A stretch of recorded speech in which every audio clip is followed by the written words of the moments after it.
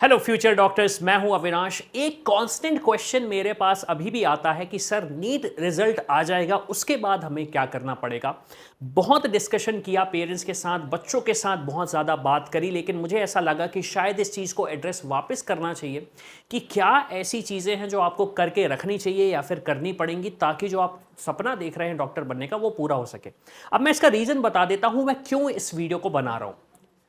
होता क्या है, जब काउंसलिंग में आपका राउंड 1 होता है, राउंड 2 होता है, राउंड 3 होता है, फिर राउंड 4 होता है अगर सीट्स नहीं भरती हैं, तो इस सिचुएशन में स्टूडेंट्स और पेरेंट्स काफ़ी ज़्यादा पैनिक हो जाते हैं।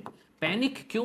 क्योंकि अगर एडमिशन नहीं मिला तो 1 साल वेस्ट हो जाएगा। आपको गलत कॉलेज में एडमिशन मिल गया तो आपको सिक्योरिटी डिपॉजिट भी लूज करना पड़ेगा, कॉलेज में एडमिशन की फीस भी आपको पे करनी पड़ेगी, कॉलेज एडमिशन डिनाई नहीं करेगा। इसके साथ साथ अगर एडमिशन मिल जाता है, आप कॉलेज की तरफ नहीं जाते हो, तो नेक्स्ट ईयर के लिए आप डीबार होने के चांसेस आपके बढ़ जाते हैं। तो ये जो कंफ्यूजन है, ये जो चैलेंजेस आते हैं स्पेशली एमबीबीएस काउंसलिंग में, ये स्टूडेंट्स और पेरेंट्स को बहुत ज़्यादा परेशान करते हैं।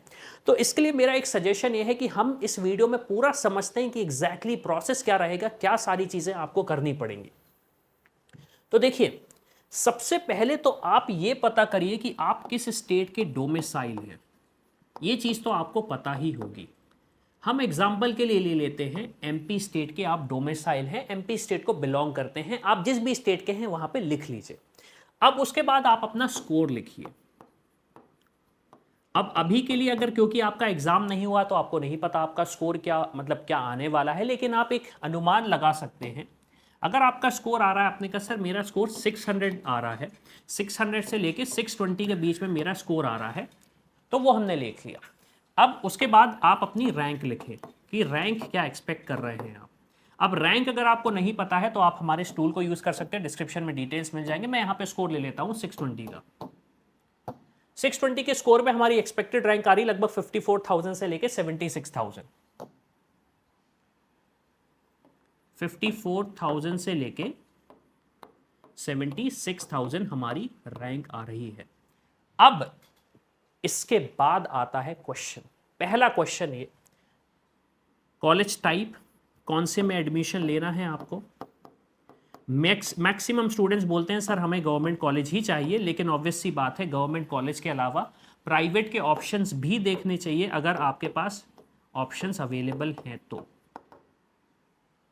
आपने ये डिसाइड कर लिया गवर्नमेंट कॉलेजेस कहाँ कहाँ देख सकते हैं आप एमपी में देख सकते हैं और दूसरी स्टेट में देख सकते हैं थ्रू एमसीसी की काउंसलिंग। इसके अलावा आपको कोई और काउंसलिंग नहीं करनी है।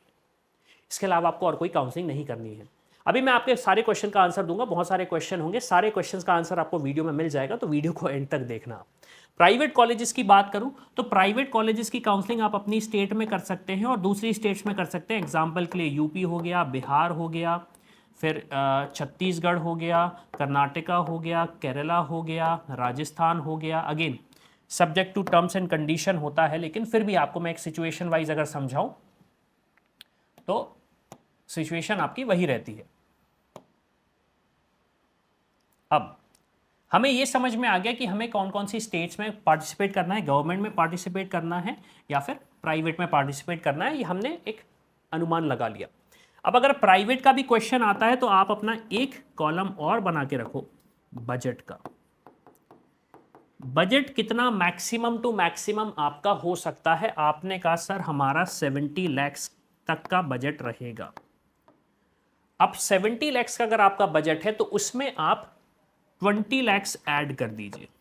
प्राइवेट के लिए मैं बात कर रहा हूं, मैं रीजन उसका बता देता हूं आपको। 20 लाख इसलिए बोल रहा हूं क्योंकि आपका हॉस्टल मैंने इंक्लूड कर दिया है इसमें, मिसलेनियस एक्सपेंसेस ऐड कर दिए, तो एक एवरेज अगर मैं बात करूं तो 4 लाख रुपए पर ईयर का मैंने एक एवरेज कॉस्ट ऐड कर दिया। 4 लाख आप इसको 6 से डिवाइड कर सकते हो, जैसे भी आपको करना है। तो ये आप एक बजट बना के रखें। अब अगर हम बात करें गवर्नमेंट कॉलेजेस की, तो चलिए हम देखते हैं क्या हमें एमपी में इस रैंक पे कोई कॉलेजेस मिल सकते हैं क्या। तो यहां पे हम आते हैं, हमारा एक प्रिडिक्टर रेडी है, उसको उन टूल्स को यूज करके आप सेल्फ रिसर्च भी कर सकते हैं। जैसे कि मैं हमेशा बोलता आता हूं, हमारे काफ़ी सारे टूल्स यूज़ करके आप काउंसलिंग खुद कर सकते हैं। काफ़ी टाइम पे स्टूडेंट्स को लगता है कि सर हमें ये पे क्यों करना है। पे नहीं करना है आपको, आप डायरेक्टली इन टूल्स का यूज़ करके खुद ही सारा प्रोसेस कर सकते हैं। और यहाँ पे मैंने गलती से पंजाब का ओपन कर लिया, हमें पंजाब में नहीं जाना है, हमें मध्य प्रदेश में जाना है और काफ़ी सारी स्टेट्स के और प्रेडिक्टर भी आ रहे हैं तो आप उनको भी यूज़ कर सकते हैं। हम आते हैं मध्य प्रदेश के कॉलेज प्रेडिक्टर में, हमने व्यू किया, एक्सेस नाउ पे क्लिक किया और स्क्रीन फुल करी। हम मान लेते हैं हमारी रैंक आ रही है 60,000, एक एवरेज मैं लेके चल रहा हूँ बीच का स्कोर। कैटेगरी हमारी क्या है, हमने कहा अनरिजर्व कैटेगरी है। डोमिसाइल हम कहाँ के हैं, हम होम स्टेट को बिलोंग करते हैं। अब हमारे पास क्या कोई स्पेशल कोटा अवेलेबल है, तो यहाँ पे एक थोड़ा सा डिटोर हम लेंगे। रैंक तो आ रही है हमारे पास, क्या हमारे पास कोई कोटा अवेलेबल है? अब कोटा हमारे पास क्या क्या हो सकते हैं अवेलेबल, जैसे कि आप देख रहे हैं एमपी में कौन कौन से कोटा है, फ्रीडम फाइटर कोटा है, गवर्नमेंट स्कूल का कोटा है, सैनिक कोटा है, फिजिकली हैंडीकैप्ड का कोटा है। तो हम यहाँ पे अभी बोल देते हैं हमारे पास कोई भी कोटा अवेलेबल नहीं है। प्रिडिक्ट पे क्लिक करते हैं तो प्रिडिक्ट में आप देखेंगे हमारे पास जो ऑप्शंस आ रहे हैं वो प्राइवेट मेडिकल इंस्टीट्यूशंस के आ रहे हैं, ना कि गवर्नमेंट मेडिकल इंस्टीट्यूशन के आ रहे हैं। स्कोर आप देखेंगे 614, 612, 610, 611, 610, 6-9 ऐसा स्कोर आ रहा है। लेकिन यहीं पे अब आप देखेंगे अगर मैं कोटे में कर देता हूं गवर्नमेंट स्कूल कोटा, प्रिडिक्ट करता हूं, सेम चीज आप देख रहे हैं यहां पे सिनारियो टोटल चेंज हो गया। गवर्नमेंट मेडिकल कॉलेज भी ऑप्शन आ रहा है। आप देखेंगे गांधी मेडिकल कॉलेज भोपाल, जो कि बहुत ही अच्छा इंस्टीट्यूशन माना जाता है मध्य प्रदेश में, स्पेशली मेडिकल एजुकेशन के बेसिस पे बात करूं, वो भी एक ऑप्शन है। आप देखेंगे 608 पे भी अलॉट हुआ था लास्ट ईयर 2024 की अगर मैं बात करूं। तो यहाँ पे हमें पता चल गया कि हमारा सिनारियो क्या है, अगर हमारे पास कोई कोटा है और अगर हमारे पास कोई कोटा नहीं है तो हमारे पास क्या चैलेंजेस हमें फेस करने पड़ेंगे। तो हमें समझ में आ गया कि मध्य प्रदेश में गवर्नमेंट ऑप्शंस हमारे पास हैं या नहीं है। इसके साथ साथ एमसीसी का भी सिचुएशन सेम रहेगा, अगेन उसका भी टूल आ जाएगा तो उससे आप एमसीसी का भी फाइंड आउट कर पाएंगे। तो उससे आपको एक सारा क्लियर कट आइडिया लग जाएगा कि क्या सिचुएशन रहेगा। अब ये सारी चीजें अगर आपने कर ली तो इसके बाद आपको काउंसलिंग प्रोसेस में बिल्कुल भी प्रॉब्लम नहीं होगा। इसका मैं रीजन आपको बता देता हूं। चैलेंज ये रहता है कि हमें ये पता नहीं है हमें किस टाइप के कॉलेज में जाना है, हमारा बजट क्या है और हमारे पास कोटा क्या अवेलेबल है।